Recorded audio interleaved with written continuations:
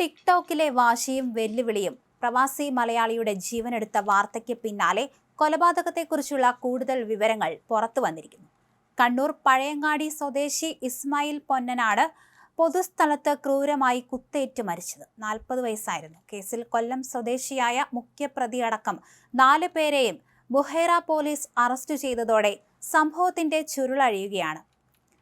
വെറുമൊരു തമാശയിലോ തർക്കത്തിലോ ഒതുങ്ങേണ്ടിയിരുന്ന social media challenge എങ്ങനെയാണ് ഒരു കൊടും കൊലപാതകത്തിലേക്ക് വഴിമാറിയത് എന്നതിനെക്കുറിച്ചാണ് പോലീസ് ഇപ്പോൾ അന്വേഷിക്കുന്നത്.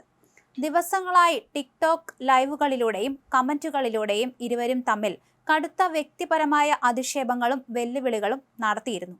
ഇതിന്റെ തുടർച്ചയായാണ് കണ്ടുമുട്ടാം എന്ന വെല്ലുവിളി സ്വീകരിച്ച് ഇസ്മായിൽ ദുബായിൽ നിന്നും ഷാർജ അൽ നഹദയിൽ എത്തിയത്. വർഷങ്ങളായി ദുബായിൽ ജോലി ചെയ്തു വരികയായിരുന്നു ഇസ്മായിൽ. കഴിഞ്ഞ ദിവസം ടിക്ടോക്കിലൂടെ വെല്ലുവിളിക്ക് പിന്നാലെ പ്രതിയെ നേരിൽ കാണാനായി ഇസ്മായിൽ ഷാർജയിലെ അൽ നഹദയിൽ എത്തുകയായിരുന്നു. തുടർന്ന് പൊതുസ്ഥലത്ത് വെച്ച് ഇരുവരും തമ്മിൽ വീണ്ടും രൂക്ഷമായ വാക്കുതർക്കമുണ്ടാവുകയും അത് പെട്ടെന്ന് തന്നെ കത്തിക്കുത്തിലേക്ക് നീങ്ങുകയും ചെയ്തു. പ്രതിയുടെ കുത്തേറ്റ ഇസ്മായിൽ ഗുരുതരമായി പരിക്കേറ്റ് സംഭവ സ്ഥലത്ത് വെച്ച് തന്നെ മരണപ്പെടുകയായിരുന്നു.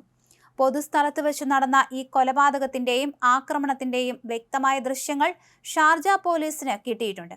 ഈ തെളിവുകളുടെയും രഹസ്യ വിവരങ്ങളുടെയും അടിസ്ഥാനത്തിലാണ് ബുഹൈറ പോലീസ് തുടർ നടപടികൾ സ്വീകരിക്കുകയും പ്രതികളെ ഉടൻ തന്നെ വലയിലാക്കുകയും ചെയ്തത്.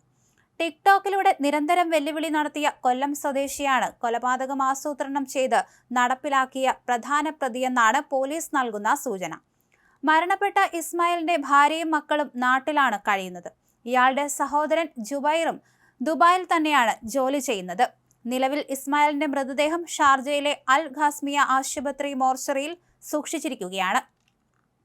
പോലീസ് ഇൻക്വസ്റ്റും മറ്റ് നിയമപരമായ നടപടികളും പൂർത്തിയാക്കിയ ശേഷം മൃതദേഹം എത്രയും വേഗം നാട്ടിലേക്ക് കൊണ്ടുപോകാനുള്ള ശ്രമങ്ങൾ പ്രവാസി കൂട്ടായ്മകളുടെ സഹായത്തോടെ ബന്ധുക്കൾ നടത്തിവരികയാണ്. സോഷ്യൽ മീഡിയയിലെ വെറും വാശി മനുഷ്യജീവൻ അപഹരിക്കുന്ന അവസ്ഥയിലേക്ക് കാര്യങ്ങൾ എത്തിച്ചത് പ്രവാസി മലയാളി സമൂഹത്തിനിടയിൽ വലിയ ഞെട്ടലുണ്ടാക്കിയിട്ടുണ്ട്. അതേസമയം ഇവർ മാത്രമാണോ പ്രതികൾ, മറ്റാരെങ്കിലും ഇതിന് പിന്നിലുണ്ടോ എന്ന കാര്യത്തിലടക്കം പോലീസിന് വ്യക്തത വരുത്തേണ്ടി വരും. എന്തായാലും ചെറിയൊരു തർക്കത്തിൽ ഒതുങ്ങേണ്ട ഒരു കാര്യമാണ് ഇത്തരത്തിൽ കൊലപാതകത്തിൽ എത്തിച്ചേർന്നിരിക്കുന്നത്. എന്തായാലും കൊല്ലപ്പെട്ട ആളുടെ ബന്ധുക്കളുടെ അടക്കം മൊഴിയെടുക്കേണ്ടി വരും. കൂടുതൽ വിവരങ്ങൾ ലഭ്യമായി വരുന്നതേ ഉള്ളൂ എന്ന് പോലീസ് അറിയിച്ചിട്ടുണ്ട്. എന്തായാലും അറസ്റ്റിലായ പ്രതികളെ ഇപ്പോൾ ചോദ്യം ചെയ്തു വരികയാണ്.